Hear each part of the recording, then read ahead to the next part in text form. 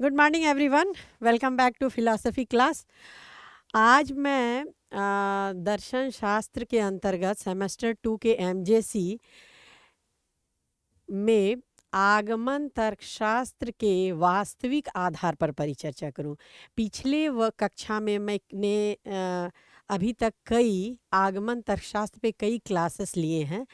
आज मैं उसके वास्तविक आधार पर चर्चा करूं। इसके पहले मैंने उसके आकारिक आधार पर परिचर्चा की है और उसको विस्तार से बताया है किस प्रकार हम विशेष तथ्यों के निरीक्षण के पश्चात आगमनात्मक उदान लेकर एक व्यापक निष्कर्ष की स्थापना करते हैं। उसे वैज्ञानिक आगमन कहा जाता है। और इसके आकारिक आधार आधार जो होते हैं और एक वास्तविक आधार है। आकारिक आधार में प्राकृतिक समरूपता नियम और कार्यकारण नियम होता है और वास्तविक आधार में निरीक्षण और प्रयोग आता है।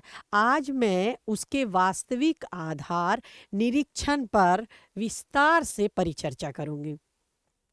देखिए, जब भी कोई घटना घटता है तो उसका हम निरीक्षण करते हैं।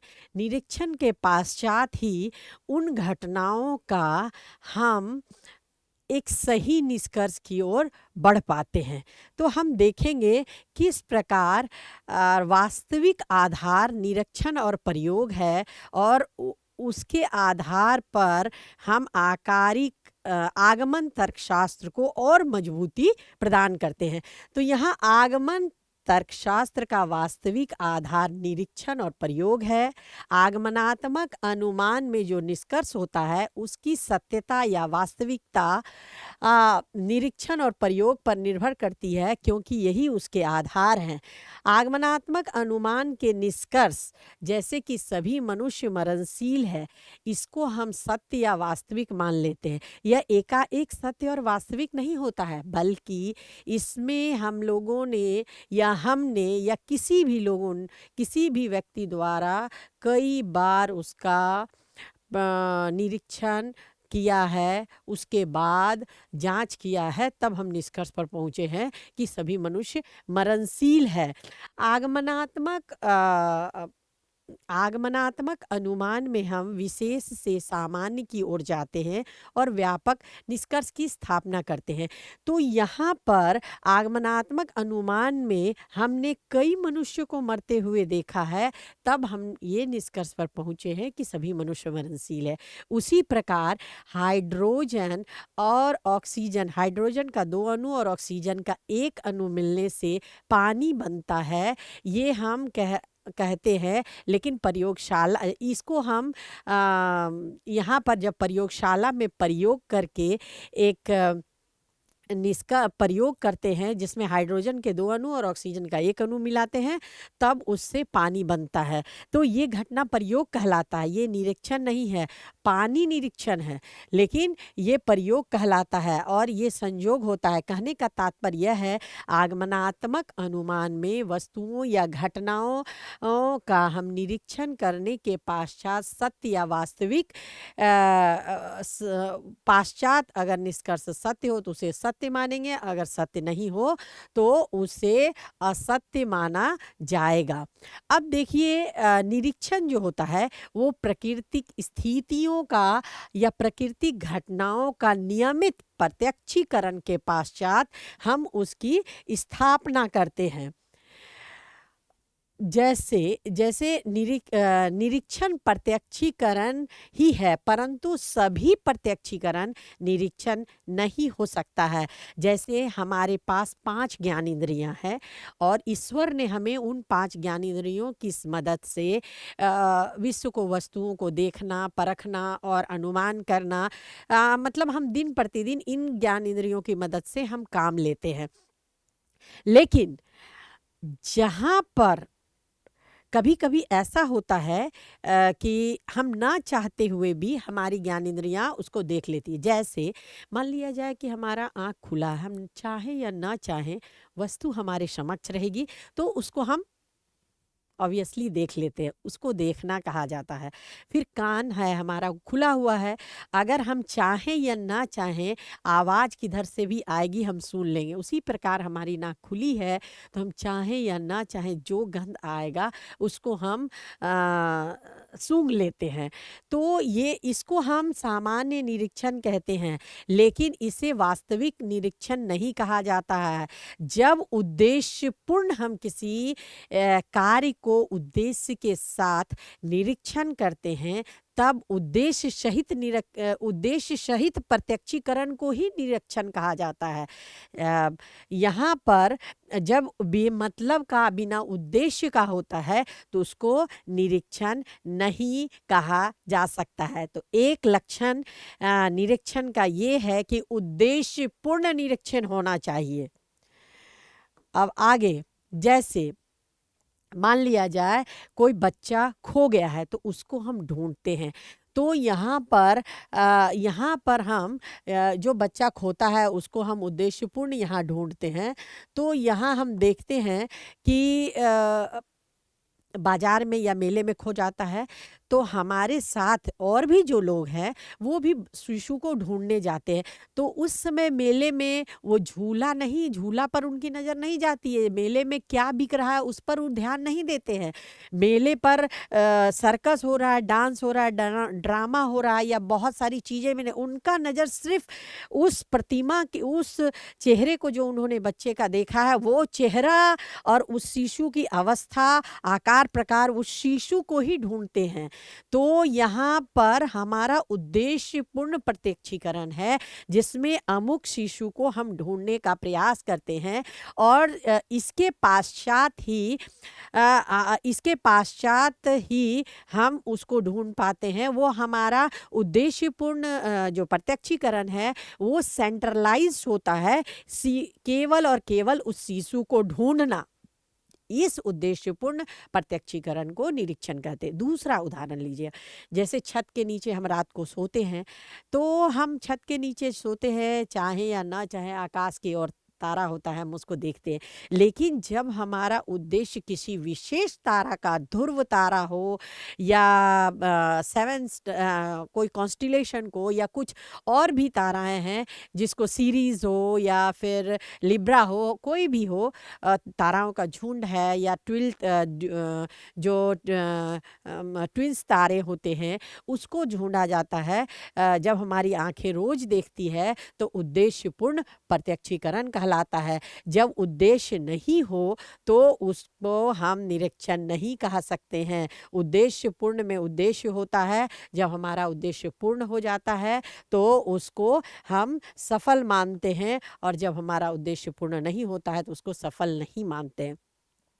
उद्देश्यपूर्ण होने के कारण हम वहाँ पर चयनात्मक स्थिति को ले गए। पहला है उसका लक्षण उद्देश्यपूर्ण होनी चाहिए, दूसरा लक्षण ये है कि वो चयनात्मक यानी सेलेक्टिव होनी चाहिए। हमारे पास कई मतलब किसी चीज़ को ढूंढने जाते हैं तो वहाँ उसके साथ कई तरह की जुड़ी हुई बातें आती है, लेकिन जो मेन उद्देश्य होता है, जो मेन चीज़ें होता है, केवल हम उसको ढूंढते हैं। जैसे जो बेमतलब की चीज़ें होती हैं हम उसको छोड़ दें। जैसे शिशु को हमने बाजार में या मेले में ढूंढते हैं जो खो जाता है, तो हमारी नज़र और चीज़ों पर नहीं होती है कि खिलौना बिक रहा है या समोसे बिक रहे हैं या खाने का सामान या ड्रामा हो रहा है या सर्कस हो रहा है, उस पर नहीं। हमारा वो अनावश्यक बातों को हम छांट देते हैं और केवल उद्देश्य होता है उस शिशु को ढूंढना। हमारी नजरें केवल उस शिशु को देखती है कि कहाँ वो खोया है और किस प्रकार उसको ढूंढ के लाया जा सकता है। यहाँ निरीक्षण के समय हम केवल मुख्य बातों को चुनते हैं और अन्य बातों को छांट देते हैं। इसका मतलब यह हुआ है कि हम नियमित रूप से नियमित प्रत्यक्ष करते हैं और चुनी हुई घटनाओं को ही, चुनी हुई चीज़ों को ही विशेष प्रकार से हम दृष्टिकोण डालकर उसका नियमित रूप से प्रत्यक्षीकरण कहते हैं। इसे नियमित प्रत्यक्षीकरण या रेगुलेटेड भी कहा जाता है। निरीक्षण जो होता है वो प्राकृतिक घटनाओं का होता है, यानी प्रकृति में जो घटनाएं घटती है उसका हम निरीक्षण करते हैं। उनका निरीक्षण, जैसे हम आंधी तूफान ये सब का निरीक्षण करते हैं, तो तो ये सब जो प्राकृतिक आपदा का भी निरीक्षण करते हैं। प्राकृतिक में बहुत सारी घटनाएँ घटती है जो हमारे हाथ में नहीं होता है, वो प्रकृति के हाथ में ही होता है और प्राकृतिक उस दशा और दिशा पर निर्भर करता है, तो उस समय हम उसका निरीक्षण कर सकते हैं। प्राकृतिक घटनाओं का हम प्रयोग नहीं कर सकते, केवल निरीक्षण। हमें इस बात का ध्यान रखना है कि प्राकृतिक घटना का केवल और केवल निरीक्षण होता है, इसका सैद्धांतिक रूप से परीक्षण नहीं होता है जिसको हम प्रयोग कहते हैं, ये निरीक्षण होता है। ये हमें ध्यान रखना है कि प्रयोग और निरीक्षण में अंतर होता है। प्राकृतिक घटना का केवल हम पर्यवेक्षण करते हैं। पर्यवेक्षण का मतलब ये होता है कि आप उसको, जो घटनाएँ घट गई है प्राकृतिक में, अगर वो दोबारा वो परिस्थिति आएगी तभी आप उसको अवलोकन कर सकते हैं, निरीक्षण कर सकते हैं। आप उसको आर्टिफ़िशियल रूप से प्रयोगशाला में पैदा करके नहीं देख सकते हैं। तो यहाँ जैसे कि हम आसमान में जो बिजली कड़कती है, तो उस समय जो हम निरीक्षण करते हैं, वो जो घटना का प्रत्यक्षीकरण करते हैं वो निरीक्षण है। लेकिन आर्टिफ़िशियल तरीके से जब प्रयोगशाला में हम बिजली बनाते हैं तो उसका बार-बार हम प्रयोग कर सकते हैं। प्राकृतिक घटना का बार-बार प्रयोग हम नहीं कर सकते, क्योंकि वो निरीक्षण की चीज़ें होती हैं और वो हमारे मतलब सीमा से वो बाहर की चीज़ें हैं, वो हमारे हाथ की चीज़ें नहीं है। स्पष्ट है कि आकाश में बिजली जब पैदा होती है तो वो एक घटना है, लेकिन और इसका निरीक्षण होता है। जो प्रयोगशाला में बिजली पैदा की जाती है वो एक प्रयोग है और ये कृत्रिम कहलाता है। वो प्राकृतिक है और ये कृत्रिम है। हमारे द्वारा जो पैदा होती है वो कृत्रिम होती है।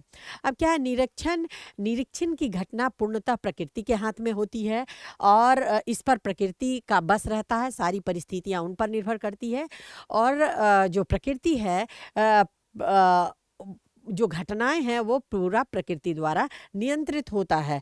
यहाँ पर वो परिस्थितियाँ परिवर्तित होने पर वो घटनाएँ विलीन हो जाती है या परिस्थिति समाप्त होने से वो घटनाएँ भी समाप्त हो जाएगी। तो यहाँ पर जो घटनाएँ पूर्णतः प्राकृतिक है, वो प्राकृतिक से उदित और प्राकृतिक से ही अस्त होती है, वो हमारे हाथ की चीज़ नहीं है। इसका नियंत्रण हमारे ऊपर नहीं होता है, मनुष्य इसमें हेर-फेर नहीं कर सकता है।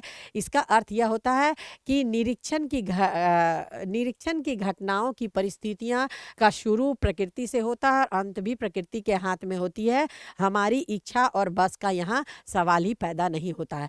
अब यहाँ निरीक्षण में हम क्या करते हैं, कभी-कभी किसी घटना का निरीक्षण होता है तो हम इंस्ट्रूमेंट का उपयोग करते हैं। तो इंस्ट्रूमेंट, हम कोई यंत्र का प्रयोग कर रहे हैं तो इसका मतलब यह नहीं है कि वो जो घटनाएँ हैं या वो जो चीज़ें हैं उसका हम प्रयोग कर रहे हैं।